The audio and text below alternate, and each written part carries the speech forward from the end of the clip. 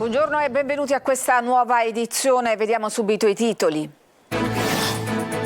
Nuovo naufragio di migranti. La corrente porta sulla spiaggia di Marinella di Selinunte, nel Trapanese, 5 corpi. Le vittime sono giovanissime, hanno tra i 15 e i 17 anni, ma i dispersi sarebbero di più. Luoghi di detenzione inumani a Pozzallo. Oggi la protesta contro i CPR, i centri di permanenza dei migranti, CGIL e società civile contro le politiche migratorie del governo. Risolto il caso dei resti umani trovati alla diga Garcia. Sono di Salvatore Mulè, di lui si erano perse le tracce 17 anni fa. È un caso di lupara bianca. Consumatori critici sul carrello tricolore, l'iniziativa del governo per ridurre i costi dei beni di prima necessità. Al supermercato tanti non notano differenze col passato e c'è chi teme nuovi rincari. L'ASP di Siracusa, condannata a maxi risarcimento, dovrà pagare quasi 1 milione di euro ai familiari di un ottantenne morto dopo aver contratto un'infezione in ospedale. Il ponte di Ognissanti, intanto il viaggio per scoprire le bellezze della Sicilia, tra queste la Scala dei Turchi, adesso ufficialmente di proprietà del comune. Stasera lancetta indietro per il ritorno dell'ora solare. Calcio, domani al Massimini arriva l'Avellino e il Catania vuole dare una svolta al suo campionato, attesa la risposta sul campo della squadra dopo il confronto tra società, tecnico e giocatori. Ancora calcio, vigilia di match per il Palermo che domani al Barbera sfiderà il Lecco. Il Messina torna in campo sempre domani pomeriggio per affrontare la delicata trasferta di Crotone.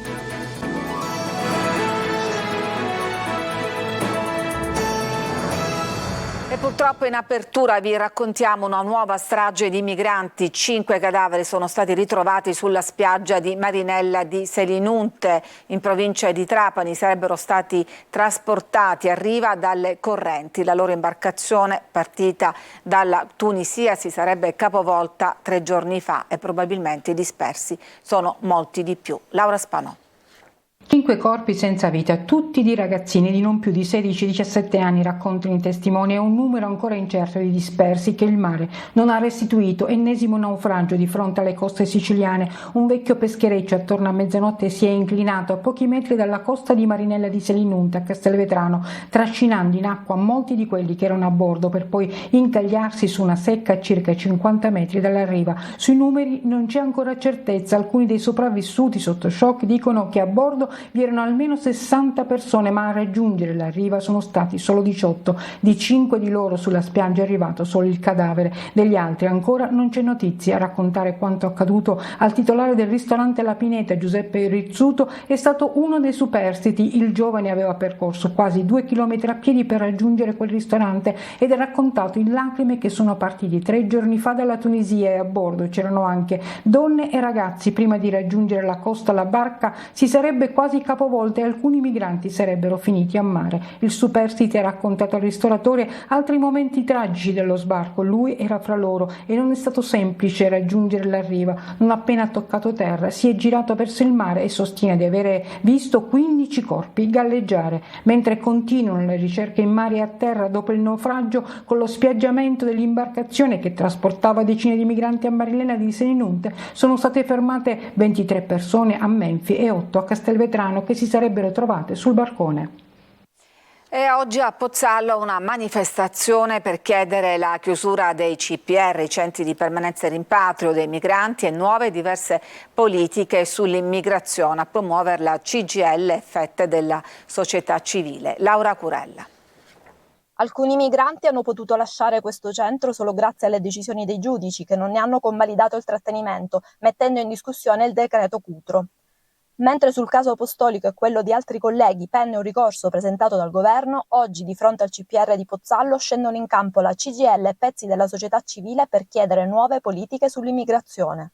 Rinchiudere decine e decine e centinaia di persone in un luogo tra l'altro isolato, questo non soltanto è la negazione dei diritti, ma soprattutto va contro quello che dovrebbe essere la nuova politica dell'immigrazione, in cui non c'è soltanto l'accoglienza, ma dovrebbe puntare sempre di più verso una politica di integrazione, perché senza una politica di integrazione difficilmente si può dare una risposta dignitosa a un fenomeno che ormai è un fenomeno epocale. Sono strutture detentive a tutti gli effetti e non hanno neanche le garanzie come avviene ad esempio nelle carceri, non c'è un magistrato di sorveglianza, non c'è una possibilità di ribadire i diritti che la Costituzione garantisce. Quindi quello che noi diciamo è superare questo modello, lavorare per un'accoglienza che tenga conto delle condizioni delle persone e soprattutto eliminare i CPR dal nostro ordinamento.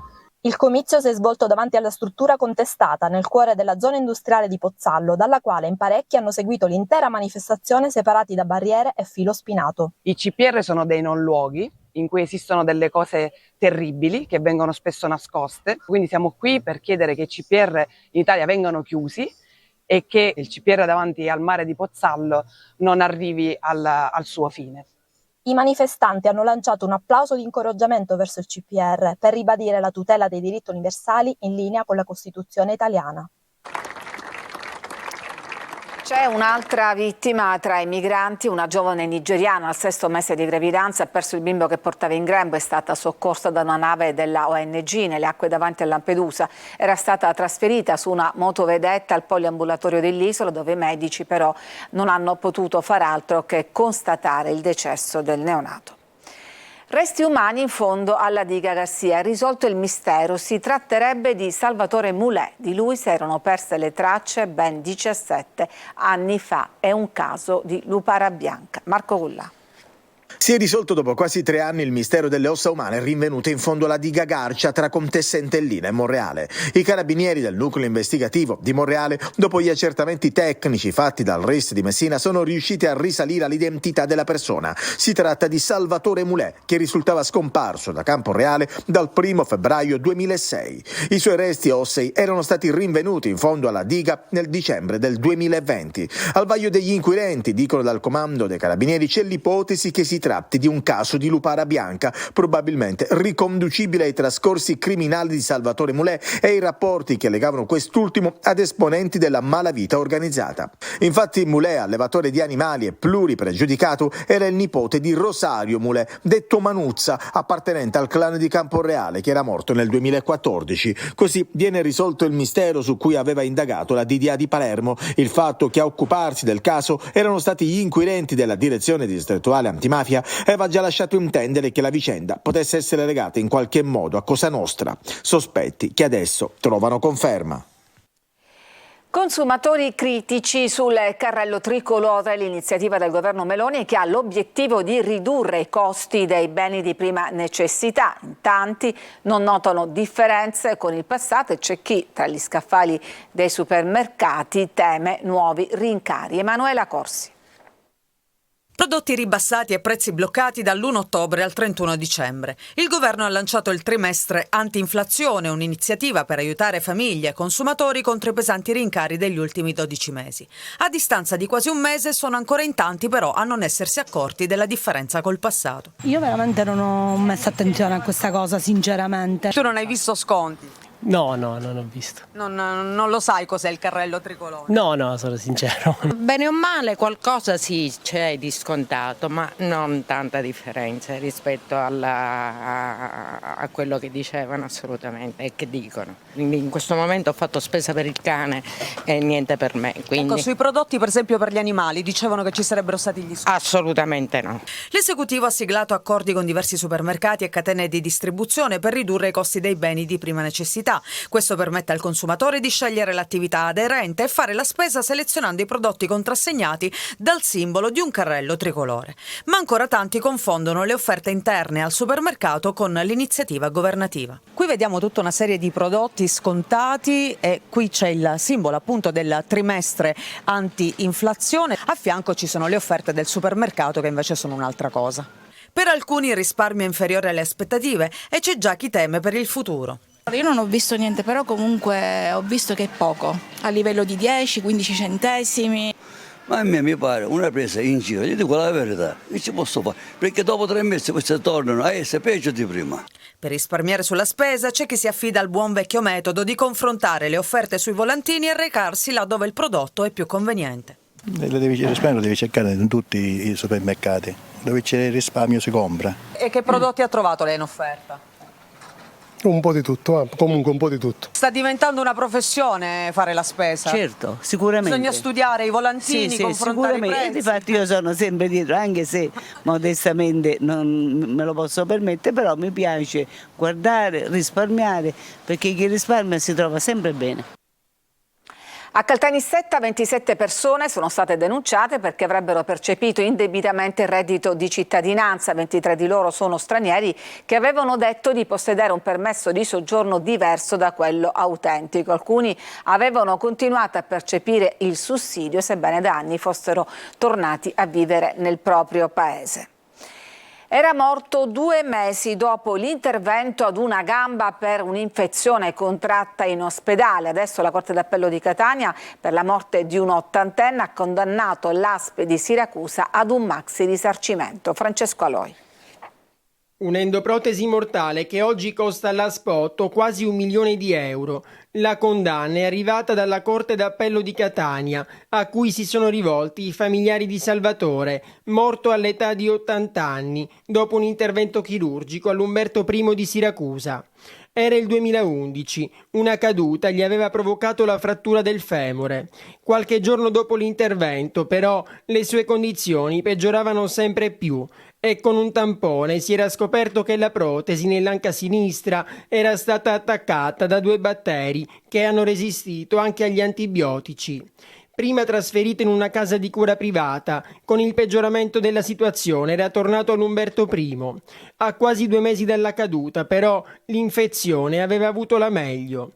La moglie e i 3 figli non hanno digerito quanto accaduto e così, tramite i loro legali, si sono rivolti al Tribunale di Siracusa per una consulenza tecnica. La morte di Salvatore, ottantenne ma in salute, non solo era evitabile, ma è proprio dipesa dall'infezione nosocomiale che egli ha contratto presso l'ospedale Umberto I di Siracusa. Infezione derivante dalla mancata sanificazione e sterilizzazione che poi costituisce una delle cause più frequenti dei decessi per responsabilità ospedaliera. Nel 2019 l'ASP era stata condannata a risarcire 250.000 euro, provvedimento che però l'azienda aveva impugnato. Un maxi risarcimento è arrivato con la sentenza della Corte d'Appello che ha deciso che l'azienda deve risarcire 265.000 euro alla moglie e 185.000 euro ad ogni figlio. La Corte d'Appello di Catania, nel liquidare alla vedova e ai 3 figli quasi 1 milione di euro, ha fatto corretta applicazione delle tabelle milanesi del 2022 sul danno da perdita del congiunto. Ci fermiamo, c'è una pausa per la pubblicità, torniamo tra pochissimo.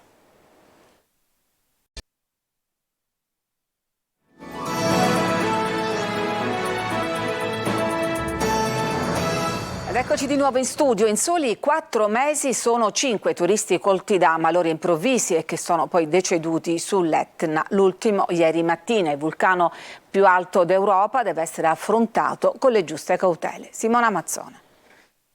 L'Etna, meraviglioso monumento naturale, dal 2013 patrimonio mondiale UNESCO per i suoi crateri, le grotte, le colate di lava e la Valle del Bove, una destinazione privilegiata, unica, tra le più visitate e conosciute al mondo, ma che nasconde attorno a sé numerose insidie. In 4 mesi, da luglio, si contano 5 vittime colte da malori improvvisi, 3 escursionisti, 2 nel mese di luglio, 1 ad agosto, un maratoneta a settembre e l'ultimo in ordine di tempo ieri mattina, tutti accomunati dalla stessa tragica fine. All'improvviso si sentono mancare, si accasciano e nonostante il tempestivo intervento dei soccorsi muoiono davanti agli occhi increduli dei presenti, come è accaduto ieri. Un turista toscano è stato colto da un malore mentre si trovava in escursione di gruppo a quota 2800 metri nella zona dell'osservatorio astronomico sul versante nord dell'Etna. L'uomo, trasportato a valle fino agli impianti turistici di Piano Provenzana, è stato raggiunto dalla squadra di soccorso insieme a carabinieri e guardie di finanza e ai medici dell'eliambulanza del 118 atterrati sul posto che, valutate le sue condizioni di salute, hanno avviato le manovre di rianimazione col defibrillatore, ma per il turista non c'è stato nulla da fare. Prima regola è quella di non recarsi mai da soli, né vicino il cratere, né per sentieri, ma soprattutto evitare l'alta quota per chi soffre di patologie cardiache o ha problemi di pressione, anche se certamente non è facile rinunciare alla vista di questo magnifico paesaggio che porta il primato di vulcano attivo più alto d'Europa. La Scala dei Turchi, passata definitivamente al comune di Realmonte, sarà uno dei luoghi più visitati nel lungo ponte di Ognissanti, con le temperature tipicamente primaverili. Anche se siamo in autunno, invoglieranno tanta gente alle gite fuori porta. Davide Sardo. Il contenzioso sulla proprietà della famosa scogliera di Marna Bianca, la Scala dei Turchi, si è concluso con la cessione del bene al comune di Realmonte da parte del proprietario Ferdinando Sciabarrà. La gestione pubblica è stata ufficializzata davanti al notaio, alla presenza del sindaco e di alcuni ambientalisti. Nonostante la fragilità del sito, il sindaco di Realmonte, Sabrina Lattuca, intende consentire l'accesso alla Scala dei Turchi. Dopo il parere del Comitato Tecnico-Scientifico si procederà con la richiesta di modifica del piano di assetto idrogeologico. Ma non è tutto, il sindaco di Realmonte ha avviato l'iter per la candidatura della Scala dei Turchi come patrimonio UNESCO. E la meravigliosa Scala dei Turchi sarà certamente uno dei siti più gettonati dai turisti per il lungo ponte di Ognissanti. Infatti le temperature tipicamente primaverili di questi giorni invoglieranno molte persone a fare una breve gita fuori porta alla scoperta di luoghi incantevoli della Sicilia. Il freddo che non arriva, l'autunno anomalo, sta affossando gli acquisti di abbigliamento invernali e ha costretto la Fismo Confesercenti a chiedere lo spostamento dei saldi invernali alla prima settimana di febbraio per avere più tempo sufficiente a recuperare le vendite perdute. E stanotte rientra in vigore l'ora solare. Alle 3 le lancette andranno spostate un'ora indietro. In questo modo dormiremo 60 minuti in più, ma avremo anche un'ora di luce in meno. Ci fermiamo, c'è un'altra pausa prima di tornare con una ricca pagina sportiva.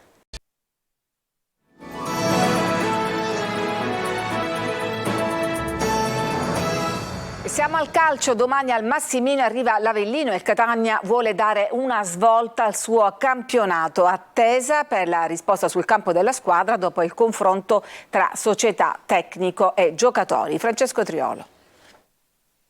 Non c'è niente da nascondere perché è tutto alla luce del sole, perché sono cose che possono capitare, sarebbe meglio che non capitassero, ma tutti siamo umani e tutti si può fare degli errori, non siamo qui a mettere la croce addosso a nessuno e a colpevolizzare nessuno. L'ora della resa dei conti in casa Catania c'è stata, almeno a parole, con un confronto deciso, a tratti duro tra dirigenti, tecnica e squadra. Adesso occorre vedere gli effetti sul campo, dove non ci sarà Rizzo, il centrocampista messo fuori rosa dopo la discussione con Tabiani. Ecco, l'allenatore rossazzurro si gioca tanto, domani contro l'Avellino probabilmente si gioca tutto. La società vuole capire se il tecnico ha ancora l'appoggio della squadra oppure se è considerato un corpo estraneo da espellere. Penso che sia irrispettoso dire che i giocatori vadano in campo apposta perché si manca di rispetto a loro. Penso che sia rispettoso nella mia figura a livello umano, non si parla di calcio. Allora il diritto di critica è giusto e noi facciamo un mestiere che dobbiamo essere abituati, però toccare gli aspetti umani può diventare un po'. Io vado in via plebiscito e mi faccio mettere sul fuoco, sulla certezza che i ragazzi facciano il massimo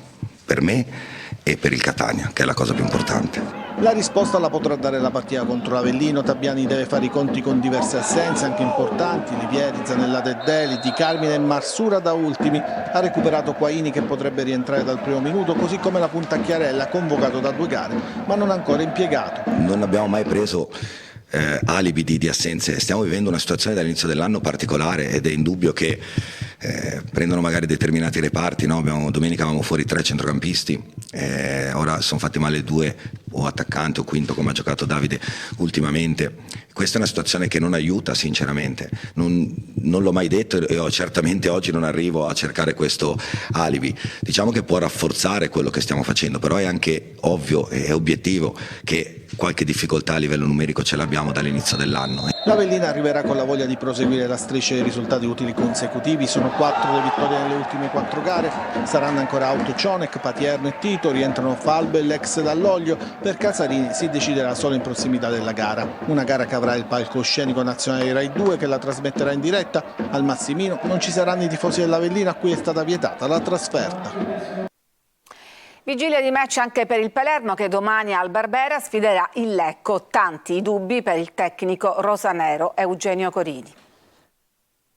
Il pareggio rimediato al 104esimo con lo Spezia ha caricato ulteriormente l'ambiente e il Palermo che domani al Barbera contro il Lecco vuole tornare alla vittoria. Il trend casalingo del rosanero non è in questo momento al pari di quello esterno, dove il Palermo ha collezionato 13 dei 20 punti in classifica. Al Barbera i siciliani non riescono a sfondare. Eugenio Corini deve scegliere se confermare gran parte della formazione che ha affrontato lo Spezia o dare spazio a quelli che nel secondo tempo hanno contribuito alla rimonta. Il tecnico ha qualche dubbio in tutti i reparti, ma sembra orientato a fare pochi cambiamenti di formazione. Gli indisponibili sono Buttaro, Koulibaly e Di Mariano. In attacco Mancuso e Soleri devono giocare dall'inizio e il grande dubbio che Corini avrà fino all'ultimo minuto. Il tecnico però sembra orientato in questo momento a schierare Insigne sulla destra, Brunori al centro e Di Francesco a sinistra. Mancuso e Soleri pronti a subentrare nel secondo tempo. A centrocampo titolare Stulaz, in difesa ballottaggio Liunde Aurelio. Poi per il resto conferma per la coppia Ceccaroni-Lucioni e Mattei a destra. Lecco che in ripresa la formazione lombarda viene dalla vittoria sul campo del Pisa. Per il Palermo non una gara semplice. Domani fischio d'inizio alle 16:15. E il Messina torna in campo domani pomeriggio per affrontare la delicata trasferta di Crotone. Sergio Colosi. 65 ore e mezza dopo la disfatta con il Brindisi, il Messina prova domani a rimettersi in corsa, ma l'attende un compito ai limiti del possibile. Prestazioni recenti, pronostico e stato di salute sono indicatori favorevoli al Crotone, che ha cambiato marcia nelle ultime 2 giornate. I giocatori hanno convinto la società a ritirare l'esonero del tecnico Lamberto Zauli, hanno fatto quadrato e non a caso sono venute fuori 2 vittorie contro Foggia e Giuliano. All'unione di intenti in casa rossoblù risponde invece il primo vero momento di crisi del Messina, che con i pugliesi ha giocato una partita pessima e mancherà di uomini chiave, gli squalificati Manette e Plescia, il convalescente Lia, l'infortunato Polito e con Firenze ancora lontano da una condizione accettabile. Assenze che possono starci in incontri così ravvicinati, ma non per il Messina di Modica, costretto a convivere con una rosa di appena 24 calciatori, molti dei quali giovani e la prima esperienza in Serie C. Ecco perché Crotone è un appuntamento in salita per una squadra a volte fragile, che invece ha bisogno di ritrovare quelle certezze che hanno caratterizzato buona parte dell'avvio di stagione. Ed è tutto per questa edizione, grazie per averci seguito, vi auguro un buon pomeriggio.